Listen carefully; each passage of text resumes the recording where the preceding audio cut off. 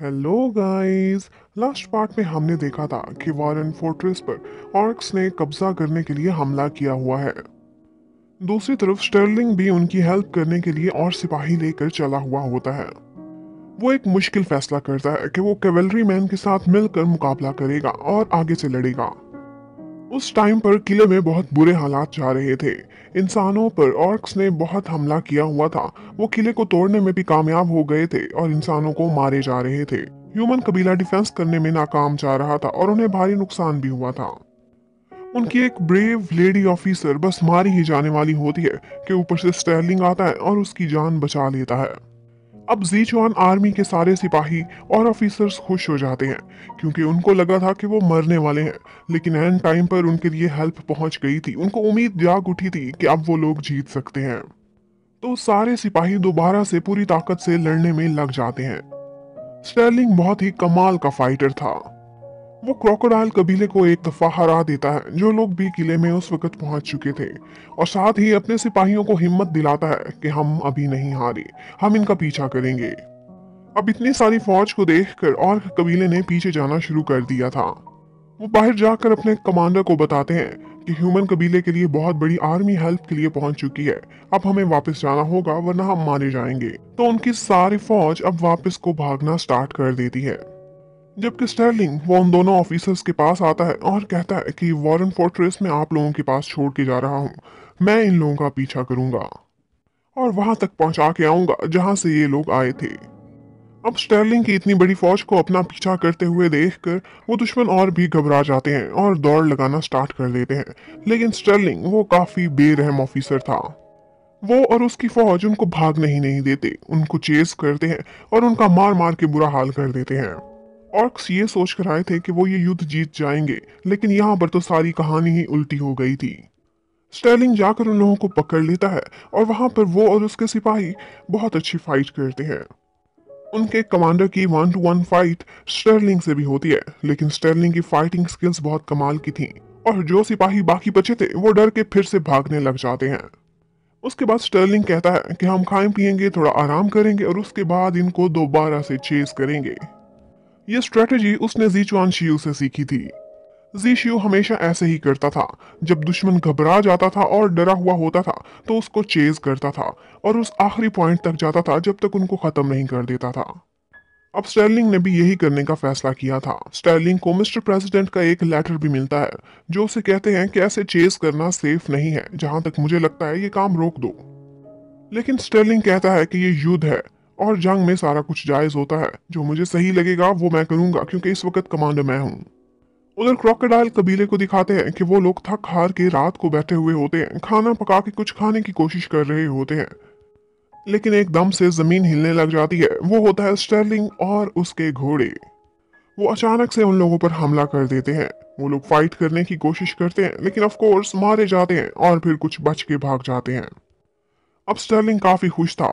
उसको और उसके सिपाहियों को पका पकाया खाना मिल गया था। वो लोग आराम से बैठकर खाना खाते हैं, आराम करते हैं और आगे की प्लानिंग भी करते हैं। उधर ऑर्क्स कबीला, उसका तो बुरा ही हाल था। वो ना तो मर सकते थे और ना ही जी रहे थे और भाग भाग के उनका बुरा हाल हुआ हुआ था। वो थक भी चुके थे, लेकिन जैसे ही वो आराम करने बैठते थे कोई ना कोई उनको आकर पकड़ लेता था। स्टर्लिंग ने 5-6 टीम्स बना दी थी जो जाकर बारी बारी उनका पीछा करती थी और अब टोटल 20 दिन हो चुके थे। वो लोग ना खा पी सकते थे, बस भागे जा रहे थे। उनको ऐसी जिंदगी, डर वाली जिंदगी मौत से भी बदतर लग रही थी। वो लोग यही बातें डिस्कस कर रहे होते हैं कि दोबारा से घोड़ों की आवाज आती है और फिर से स्टर्लिंग उनके पीछे पहुंच चुका था और यहाँ पर दोबारा से फाइट होती है। और उसके बाद हमें नेक्स्ट सीन में दिखाते हैं कि रात को स्टर्लिंग और उसके सिपाही बैठे होते हैं। वो लोग भी अब चेज कर करके काफी थक चुके थे। इवन के उनको फूड सप्लाई भी रुक चुकी थी। खाने पीने के लिए भी कुछ खास नहीं था और थकन के मारे उनका बुरा हाल था। एक ऑफिसर स्टर्लिंग से यही बात करता है, लेकिन वो कहता है कि अभी आराम कर लो, कल से दोबारा चेज करना होगा। फिर हमें पता चलता है कि ये युद्ध एक निराली ही युद्ध थी। हिस्ट्री में ऐसा देखने को नहीं आया था कि 23 दिन तक उन्होंने अपने दुश्मनों को चेज किया था। जो उनके इलाके में फैल चुके थे उनको इतनी दूर भगाया था कि वो अपने प्रोविंस तक पहुंच गए थे। एक्चुअली स्टर्लिंग नहीं चाहता था कि वो लोग दोबारा से इकट्ठे हो जाएं और दोबारा से हमला करने की तैयारी करें। अब नेक्स्ट सीन में हमें दिखाते हैं कि स्टर्लिंग अपने सिपाहियों और सारे दुश्मनों को मरा हुआ देखता है जिनकी लाशों का बुरा हाल हुआ था। परिंदे उनको चीर फाड़ के खा रहे थे। इस जंग में उनके भी बहुत से सिपाही पहले मारे जा चुके थे। ये सारा कुछ देखकर स्टर्लिंग काफी सैड हो जाता है। ये उसके सिपाही थे, उसके साथी थे जो ब्रेवरी से लड़े थे और उन्होंने देश के लिए जान दे दी थी। स्टर्लिंग कहता है कि हम इनकी डेड बॉडीज को इस तरह से नहीं छोड़ सकते। इनको वो रिस्पेक्ट मिलेगी जिसके ये हकदार है। और वो लोग फैसला करते हैं कि वो अपने सारे सोल्जर्स को दफनाएंगे।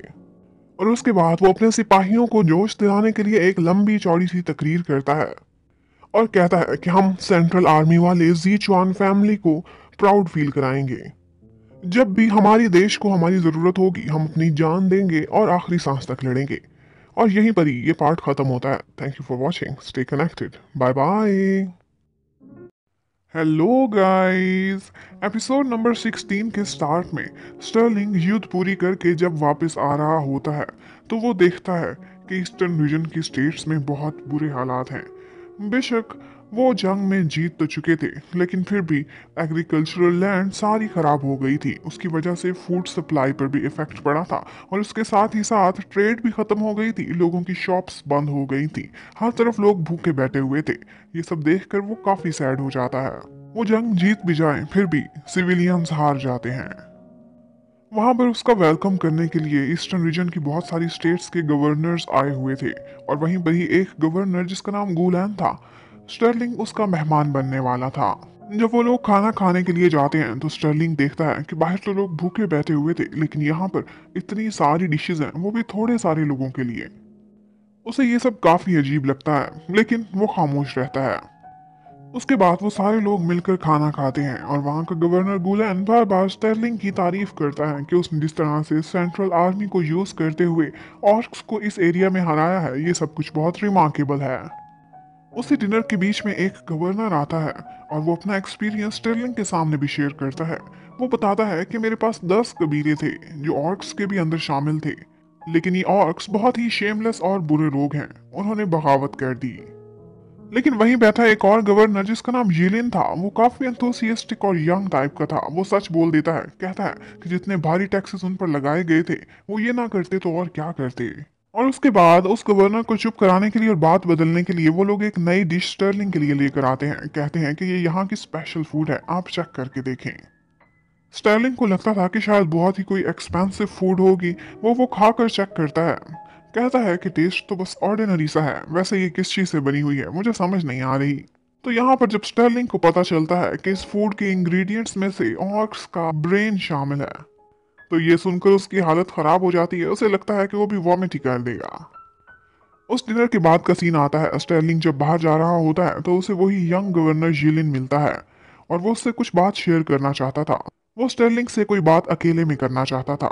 वो थोड़ा हेजिटेंट था लेकिन स्टर्लिंग सुनने को तैयार था। वो गवर्नर जिलिन उसे फार ईस्ट के सारे हालात के बारे में बताता है। यहाँ पर बहुत सारे गवर्नर्स थे और ज्यादातर करप्शन में शामिल हैं। बहुत ज्यादा टैक्सेस लेते हैं लेकिन आगे उनकी गवर्नमेंट को कुछ भी नहीं पहुंचाते थे। और साथ ही साथ उन्होंने सैलरीज में भी घपले किए हुए थे। उन्होंने इतना पैसा कमाया था कि जब वो यहाँ से जा रहे होते हैं तो उनके पास सोने के बने हुए कैरेजेस और डायमंड बार्स भी होते हैं। ये सब सुनकर स्टर्लिंग बहुत हैरान होता है। उसने सोचा भी नहीं था कि इस रीजन में इतनी करप्शन होगी। येलेन ये भी बताता है कि बाकी गवर्नर्स तो एक तरफ लेकिन ये गुलैन और उसके सारे साथियों का भी बिल्कुल यही हाल है। एक ऑफिसर जिसका नाम ग्रेसिया था, उसे गुलान पर शक था कि वो करप्शन कर रहा है। उसने उसे अपने घर में ही अरेस्ट कर लिया था। उसके खिलाफ सारे सबूत इकट्ठे करके वो सेंटर में पहुंचाना चाहता था लेकिन इन्होंने उस ग्रेसिया को ही मार डाला। उस ऑफिसर को मार दिया है और अब ये खुद मजे कर रहे हैं। येलेन कहता है कि ये सारा कुछ मैं आपको इसलिए बता रहा हूँ क्योंकि मैं एक गवर्नर तो हूँ, मैं ये सब कुछ कर सकता हूँ लेकिन मैं एक इंसान भी हूँ, ये मैं नहीं भूलता। उसके बाद हमें पता चलता है कि उसी महल के बाहर आज शोर मचा हुआ है। बहुत से सिपाही हैं जो बाहर खड़े हुए हैं और प्रोटेस्ट कर रहे हैं। स्टर्लिंग जाकर देखता है तो उन्हें पता चलता है कि ये ऑफिसर ग्रेसिया के सिपाही हैं। वो चाहते थे कि गुलान उनसे बाहर आकर मिले, उनके ऑफिसर ग्रेसिया को उनके हवाले कर दे। उन्हें लगता था कि गुलान ने ग्रेसिया को कैद किया हुआ है। वो कहते हैं कि हम प्रोटेस्ट करेंगे और यहीं पर ही बैठे रहेंगे लेकिन हम कोई ऐसी गलती नहीं करेंगे जो कानून के खिलाफ हो।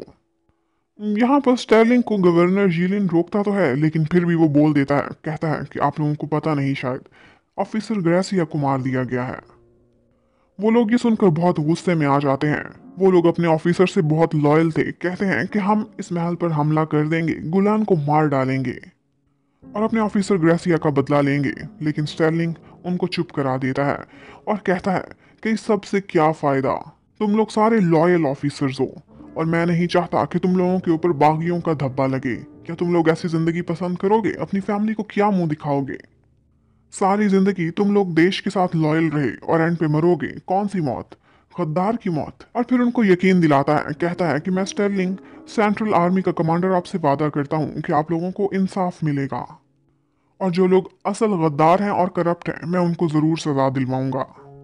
वो लोग बहुत नाइस थे। वो सारे सिपाही स्टेर्लिंग की बातों पर यकीन करते हैं और उससे वादा लेने के बाद खामोशी से वहां से चले जाते हैं। उन लोगों के जाने के बाद डरा हुआ गुलेन और उसके साथी बाहर आते हैं और स्टेर्लिंग की तारीफ करने लगते हैं और कहते हैं कि आप कितने महान हैं, आपने हमें इन लोगों से बचा लिया। लेकिन एक्चुअली कहानी कुछ और थी। स्टेर्लिंग ने अपना एक ऑफिसर बुलवाया हुआ था और वो उसको ऑर्डर करता है कि इन सारे लोगों को अरेस्ट कर लिया जाए, ये करप्ट हैं और अब इनको सेंटर में भेजा जाएगा और इन पर केस चलेगा। उसके बाद स्टर्लिंग आजकल इसी केस पर काम कर रहा होता है तो उसे जीचुआन शियू का लेटर आता है। जी शियू से कहता है कि मेरा मशवरा तो यही है कि इनको सजा दिलवाने की बजाय इन पर केस चलेगा, कौन तुम्हारा यकीन करेगा। इनको सजा दिलवाने की बजाय वैसे ही इनका पत्ता काट दो, मार डालो इनको, किसी को क्या बताना है। इतने में स्टार्लिंग को मिलने के लिए एक और ऑफिसर कॉपरा वहां पर आता है। ये ऑफिसर कॉपरा ये डीलिन का सबऑर्डिनेट था और वो कहता है कि जैसे ही डीलिन को ये सारी न्यूज़ मिली है जो आपने लेटर भेजा है, वो इस मैटर को बहुत सीरियस ले रहे हैं और डीलिन ने ही मुझे भेजा है ताकि इन करप्ट ऑफिशियल्स को जल्द से जल्द सेंटर में ले जाऊं ताकि इन पर केस चले। स्टर्लिंग ऑफिसर कॉपरा को एक लेटर देता है जिसमें वो सारे सबूत थे जो उन करप्ट ऑफिसर्स के खिलाफ उसने इकट्ठे किए थे और वो कोर्ट में पेश करेंगे। इससे उनके केस को हेल्प मिलेगी और साथ ही साथ वो उन सारे करप्ट ऑफिसर्स को भी उसके साथ भेजने का ऑर्डर कर देता है। स्टर्लिंग कहता है कि अब पता नहीं इन लोगों को सजा मिलेगी या नहीं, लेकिन मैंने अपनी तरफ से पूरी कोशिश की है। और फिर हमें दिखाते हैं कि बीच रास्ते में ऑफिसर कॉपरा वो उसी लेटर को जला देता है जिसमें सारे एविडेंसेस थे जो स्टर्लिंग ने दिए थे और गुलेन और उसके साथियों की लाशें एक पेड़ से लटक रही होती हैं। उनको ट्रायल के बगैर ही उन्होंने सजा दे दी थी, उन्हें मार दिया था और अब वो खुद जा रहे होते हैं और यहीं पर ही ये एपिसोड खत्म होती है। Thank you for watching, stay connected, bye bye.